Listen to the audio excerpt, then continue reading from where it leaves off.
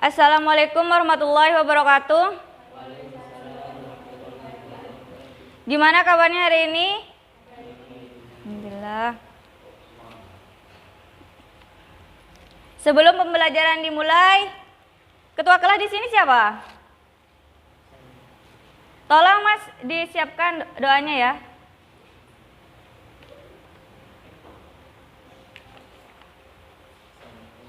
Sebelum memulai pelajaran, alangkah baiknya kita meminta doa berdoa.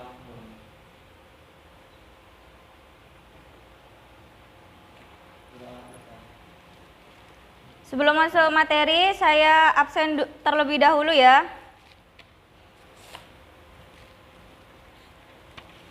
Wahid, Muafi, Ririn Duarianti, Quratul Aini. Alhamdulillah masuk semua. Sebelum memasuki pembelajaran, apakah masih ada yang ingat pembahasan materi kemarin? Apa?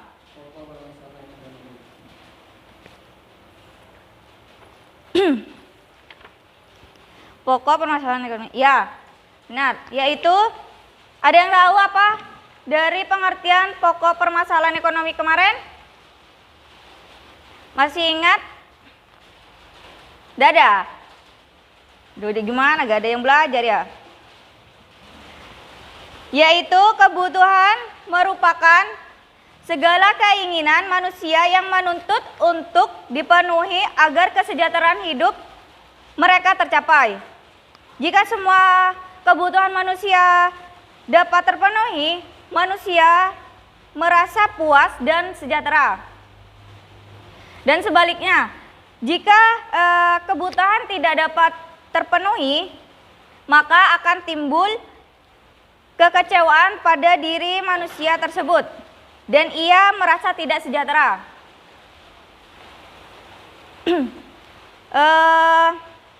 Tujuan pembelajaran hari ini, saya harap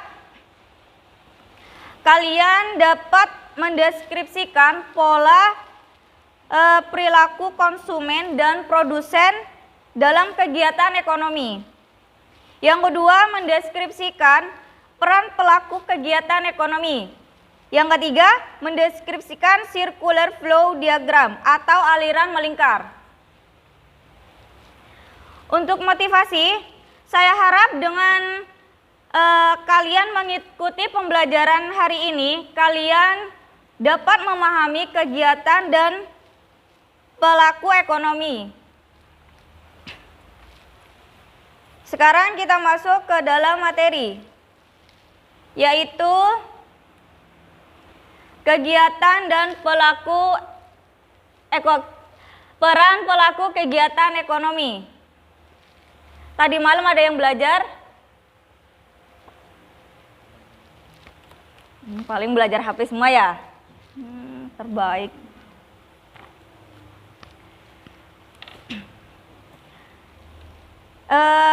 Seperti yang telah kalian ketahui,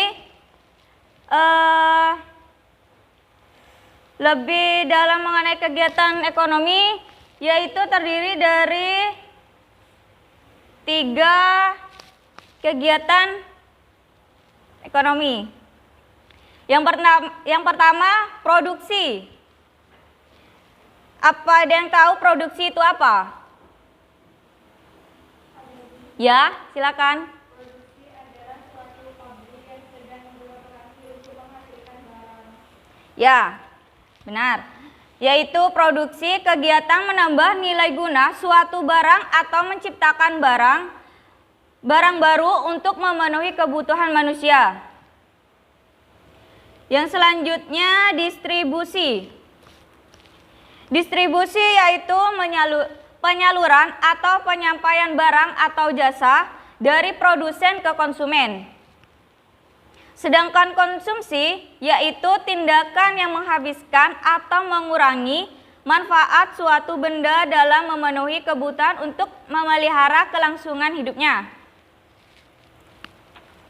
Selanjutnya, jenis-jenis distribusi. Apakah ada yang tahu?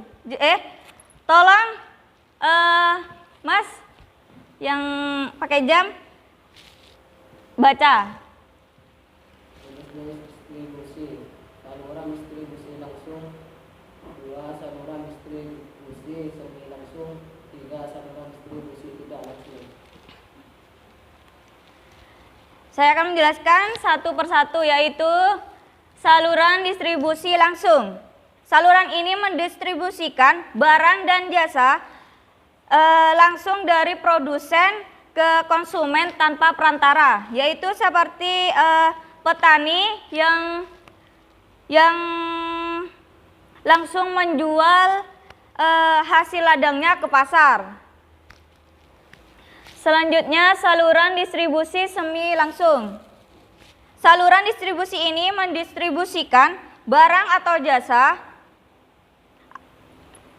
ke konsumen melalui perantara. Misalnya, produsen sepatu menjual sepatunya melalui perantara tertentu yang ada di setiap kota. Selanjutnya, saluran distribusi tidak langsung. Saluran distribusi ini cukup panjang, sehingga konsumen menerima barang dan jasa melalui banyak pihak, seperti perdagangan besar, perdagangan kecil, dan perdagangan eceran. Selanjutnya, perilaku konsumen dan produsen. Mbaknya, tolong dibaca. Perilaku konsumen menjelaskan bagaimana cara seorang konsumen memilih suatu produk yang dipercayai, memberikan kepuasan konsumen dengan dibatasi oleh pendapatan dan harga barang.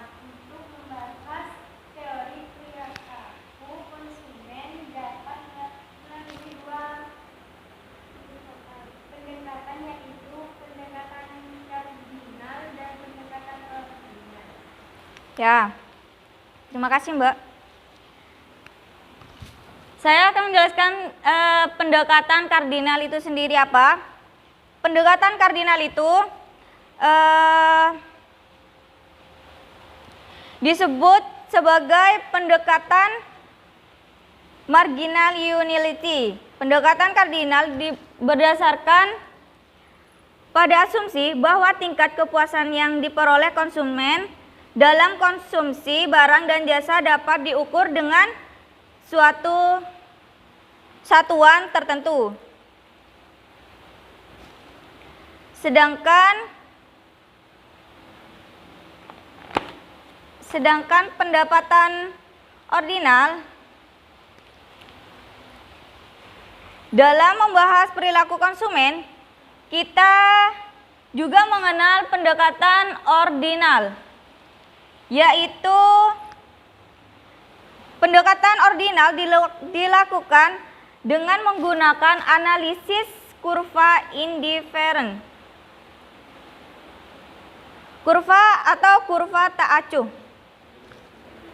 Kurva tak acuh ini yaitu kurva yang menunjukkan berbagai titik kombinasi dua barang yang memberikan kepuasan yang sama. Selanjutnya, teori perilaku produsen. Mas, tolong Mas dibaca Mas. Teori perilaku produsen. Teori perilaku produsen menggambarkan perilaku produsen dalam memproduksi barang maupun jasa. Pembahasan mengenai hal-hal yang berkaitan dengan teori perilaku produsen, yaitu klasifikasi faktor produk, B fungsi produk jangka pendek, C fungsi produk jangka panjang, dan D hukum produk marginal yang makin berkembang. Ya Mas, terima kasih. Selanjutnya, pelaku kegiatan ekonomi. Peran pelaku kegiatan ekonomi tersebut dapat disederhanakan menjadi 4. Yang pertama, rumah tangga. Yang kedua, perusahaan. Yang ketiga, pemerintah. Dan yang terakhir, masyarakat luar negeri.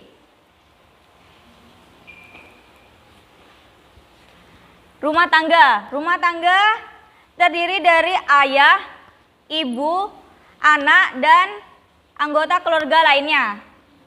Rumah tangga ini adalah unit pelaku ekonomi terkecil. Yang selanjutnya perusahaan. Perusahaan adalah suatu lembaga produksi yang mengkombinasikan faktor-faktor produksi dengan tujuan mencari laba. Yang ketiga pemerintah. Yang selanjutnya, yang keempat, masyarakat luar negeri, yaitu negara merupakan pelaku ekonomi yang penting. Tanpa melakukan hubungan dengan luar negeri, keadaan perekonomian tidak akan optimal seberapapun majunya satu negara tetap memerlukan hubungan dengan masyarakat luar negeri. Contohnya seperti Jepang. Jepang termasuk negara maju. Namun ia tetap melakukan hubungan dengan negara lain, termasuk Indonesia. Dari sini paham? Saya mau bertanya. Ya? Mengapa kita harus melakukan hubungan dengan luar negeri? Mengapa kita harus melakukan hubungan dengan luar negeri? Jelasnya seperti gini. Sebelum bahwa kebutuhan manusia tidak terbatas ya. Sedangkan sumber yang ada untuk memenuhi kebutuhan tersebut di suatu negara terbatas. Seperti ini contohnya ya. Penduduk Indonesia memerlukan mobil untuk sarana transportasi. Namun Indonesia belum mampu untuk membuatnya. Maka Indonesia melakukan hubungan dengan Jepang untuk mengimpor mobil. Sampai sini paham? Selanjutnya,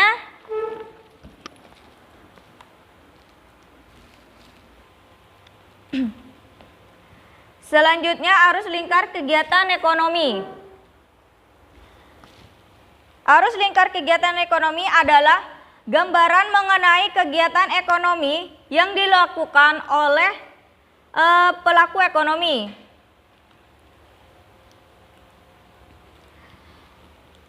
Hubungan di antara para pelaku ekonomi dalam suatu perekonomian tertentu terdiri dari 3 circular flow.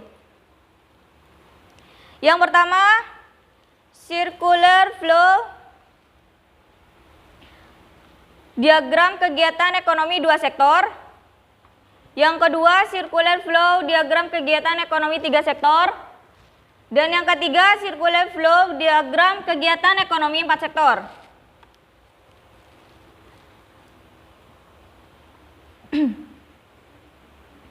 Circular flow diagram 2 sektor terdapat rumah tangga dan konsumen. Rumah tangga konsumen membeli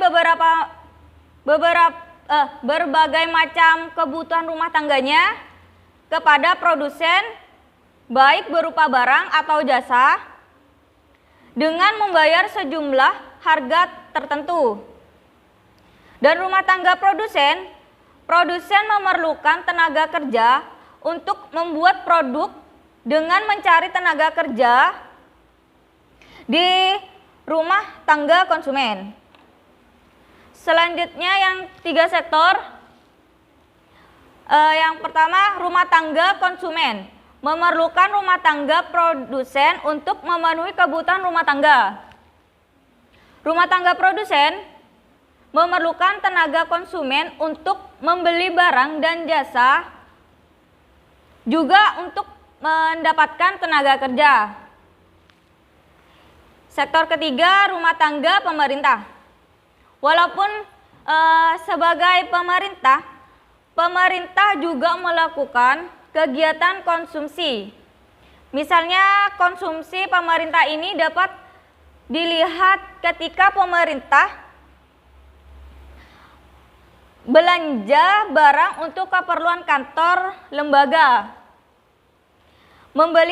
Seperti membeli aspal untuk perbaikan jalan tol, seperti itu. Selanjutnya, circular flow diagram kegiatan ekonomi 4 sektor, yaitu ada rumah tangga konsumen, yang kedua rumah tangga produsen, yang ketiga rumah tangga pemerintah dan masyarakat luar negeri.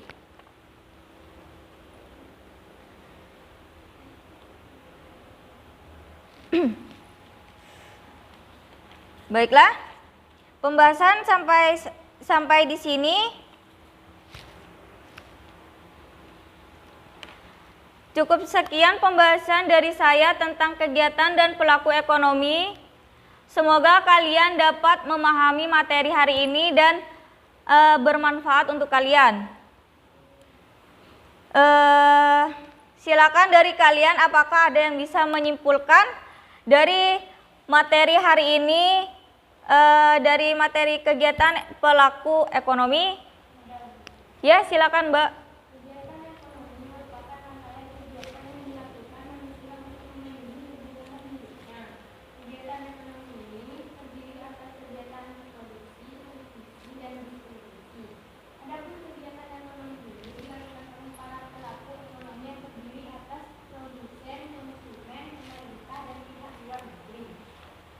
Baik Mbak, terima kasih.